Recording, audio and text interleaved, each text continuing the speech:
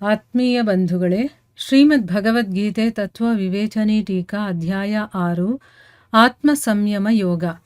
ಇದರಿಂದ ನಾವು 14ನೇ ಶ್ಲೋಕವನ್ನು ತಿಳ್ಕೊಳ್ತಾ ಇದ್ವಿ. ಓದ ಭಾಗದಲ್ಲಿ ಸಾಧಕನ ತಿಳುವಳಿಕೆಗೋಸ್ಕರ ಧ್ಯಾನಕ್ಕೆ ಕೆಲವು ಸ್ವರೂಪಗಳ ವರ್ಣನೆಯನ್ನು ಮಾಡಿದರೆ, ಅದರಲ್ಲಿ ಮೊದಲನೇದು ಧ್ಯಾನಸ್ಥನಾಗಿ ಕೂತಿರುವಂತಹ ಭಗವಾನ್ ಶ್ರೀ ಶಂಕರನ ಧ್ಯಾನ. ಅದರ ಬಗ್ಗೆ ಹೇಗೆ ಅವನು ಕೂತಿದ್ದಾನೆ ಅಂತ ಒಂದು ಕಲ್ಪನೆಯನ್ನು ನಾವು ಮಾಡ್ಕೋಬೋದು ಅಂತ ಹೇಳಿ ಅದರ ಮೂಲಕ ನಾವು ಧ್ಯಾನದಲ್ಲಿ ತೊಡಗಬಹುದು ಅಂತ ಹೇಳಿದ್ರು. ಈಗ ಭಗವಾನ್ ಶ್ರೀ ವಿಷ್ಣುವಿನ ಧ್ಯಾನ ಇದರ ಬಗ್ಗೆ ಇವಾಗ ಹೇಳ್ತಾರೆ. ಏನು ಹೇಳ್ತಾರೆ ಅಂತ ತಿಳ್ಕೊಳ್ಳೋಣ. ತನ್ನ ಹೃದಯ ಕಮಲದಲ್ಲಿ ಅಥವಾ ತನ್ನ ಮುಂದುಗಡೆ ನೆಲದಿಂದ ಸ್ವಲ್ಪ ಎತ್ತರದಲ್ಲಿ ಸ್ಥಿತವಾಗಿರುವಂತಹ ಒಂದು ರಕ್ತವರ್ಣದ ಸಹಸ್ರ ದಳ ಕಮಲದ ಮೇಲೆ ಭಗವಂತ ಶ್ರೀ ವಿಷ್ಣು ಸುಶೋಭಿತನಾಗಿದ್ದಾನೆ. ನೀಲ ಮೇಘದ ಹಾಗೆ ಮನೋಹರವಾದಂತಹ ನೀಲವರ್ಣವಿದೆ ನೋಡಿ. ಶಿವ ಬೆಳ್ಳಗಿದ್ರೆ ಇವನು ನೀಲವರ್ಣದವನು. ಎಲ್ಲ ಅಂಗಗಳು ಕೂಡ ಪರಮ ಸುಂದರವಾಗಿದೆ ಮತ್ತು ಬಗೆ ಬಗೆಯ ಆಭೂಷಣಗಳಿಂದ ಅವನು ವಿಭೂಷಿತನಾಗಿದ್ದಾನೆ. ಶ್ರೀ ಅಂಗದಿಂದ ಅಂದರೆ ಅವನ ಒಂದು ಅಂಗದಿಂದ ದಿವ್ಯವಾದಂತಹ ಸುಗಂಧ ಹೊರಸೂಸ್ತಾ ಇದೆ.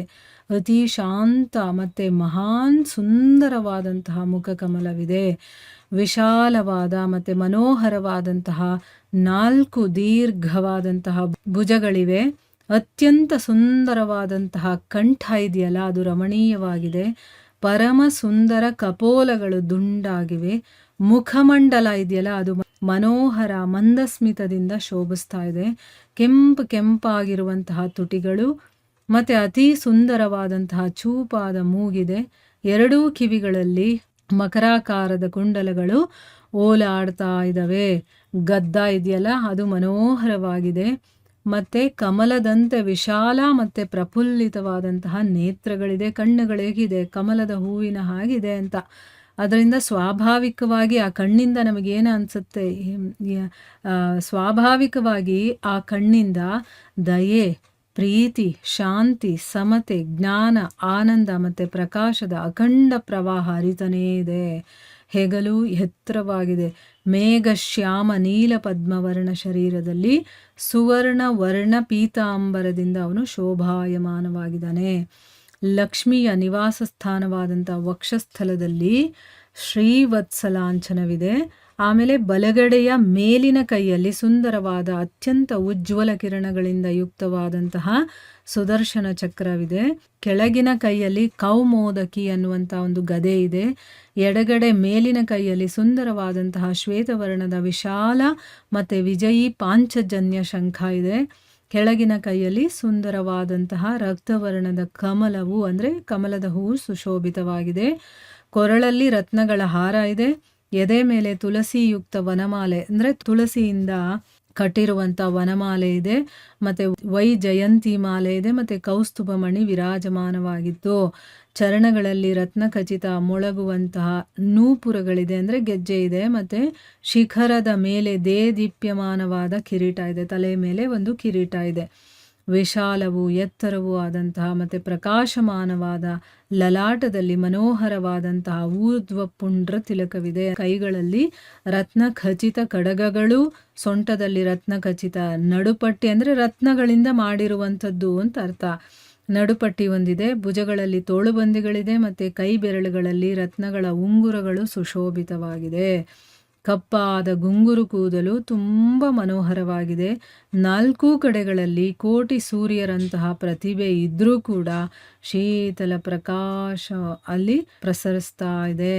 ಮತ್ತು ಅದರಿಂದ ಪ್ರೀತಿ ಮತ್ತು ಆನಂದದ ಅಪಾರ ಸಾಗರ ಉಕ್ಕಿ ಬರ್ತಾ ಇದೆ. ಅಂದರೆ ಆ ಭಗವಂತನ ಆ ರೂಪ ಈ ರೀತಿ ಇದೆ. ಅಲ್ಲಿ ಹೇಗಿದೆಯೋ ಹಾಗೆ ನಾನು ಓದಿದ್ದೀನಿ. ಯಾಕಂದರೆ ಅವರು ಬಳಸಿರುವಂತಹ ಶಬ್ದಗಳು ತುಂಬ ಚೆನ್ನಾಗಿದೆ. ಅದಕ್ಕೋಸ್ಕರನೇ ಚತುರ್ಭುಜ ಧಾರಿಯಾದಂತಹ ಶ್ರೀ ವಿಷ್ಣುವಿನ ಒಂದು ಸೌಂದರ್ಯವನ್ನು ಇಲ್ಲಿ ವರ್ಣನೆ ಮಾಡಿದ್ದಾರೆ. ಅವನು ಹೇಗಿದ್ದಾನೆ ಏನು, ಆಮೇಲೆ ಅವನ ಒಂದೊಂದು ಅಂಗಾಂಗಗಳು, ಅವನು ಹೇಗೆ ಆ ಒಡವೆಗಳನ್ನೆಲ್ಲ ತೊಟ್ಟಿದ್ದಾನೆ, ಏನೇನು ಹಾಕ್ಕೊಂಡಿದ್ದಾನೆ ಎಲ್ಲವನ್ನ ಇಲ್ಲಿ ಅವರು ವಿವರಣೆ ಮಾಡಿ ಹೇಳಿದ್ದಾರೆ. ಆ ಭಗವಂತನ ಮುಖ ಕಮಲ ಎಷ್ಟು ಚೆನ್ನಾಗಿದೆ ಅಂದರೆ ಆ ಭಗವಂತನ ಕಣ್ಣು ಹೇಗಿದೆ, ಅದರಿಂದ ಪ್ರೀತಿ ಆನಂದ ಯಾವಾಗಲೂ ಉಕ್ಕಿ ಹರಿತಾ ಇರುತ್ತೆ. ಈ ರೀತಿಯ ವಿಷ್ಣುವಿನ ರೂಪವನ್ನು ಕೂಡ ನಾವು ಮನಸ್ಸಲ್ಲಿಟ್ಕೊಂಡು ನಾವು ಧ್ಯಾನವನ್ನು ಮಾಡಬಹುದು ಅಂತ ಇಲ್ಲಿ ಹೇಳ್ತಾ ಇದ್ದಾರೆ. ಈಗ ಭಗವಂತನ ಕಿವಿಗಳಲ್ಲೇನಿದೆ, ಈಗ ಶಿವನಿಗೂ ಮತ್ತು ವಿಷ್ಣುವಿಗೂ ಎಷ್ಟು ಡಿಫ್ರೆನ್ಸ್ ಇದೆ ನೋಡಿ ಅಲ್ವಾ. ಆ ಒಂದು ರೂಪವನ್ನು ಬೇಕಾದರೂ ನಾವು ಧ್ಯಾನ ಮಾಡ್ಬೋದು, ಅಥವಾ ವಿಷ್ಣುವಿನ ರೂಪ ಬೇಕು ಅಂತಂದರೆ ವಿಷ್ಣುವಿನ ರೂಪವನ್ನು ಕೂಡ ನಾವು ಧ್ಯಾನ ಮಾಡ್ಬೋದು. ಆದರೆ ನಮ್ಮ ಮನಸ್ಸು ಯಾವುದ್ರಲ್ಲಿ ತೊಡಗುತ್ತೆ ಅನ್ನೋದು ತುಂಬ ಇಂಪಾರ್ಟೆಂಟ್ ಆಗುತ್ತೆ. ಆ ಮನಸ್ಸಿನ ಏಕಾಗ್ರತೆಗೋಸ್ಕರ ಧ್ಯಾನ ಮಾಡೋದಲ್ವಾ. ಸೊ ಅದಕ್ಕೋಸ್ಕರ ಅವರವರ ಒಂದು ಸ್ವಭಾವ, ಅವರವರ ಗುಣ, ಅವರವರ ಇಚ್ಛೆ ಏನಿದೆಯೋ ಅದರ ಪ್ರಕಾರ ನಾವು ಧ್ಯಾನವನ್ನು ಮಾಡ್ಬೋದು. ಸೊ ಇಲ್ಲಿಗೆ ನಾವು ನಿಲ್ಲಿಸೋಣ. ಹರೇ ಕೃಷ್ಣ.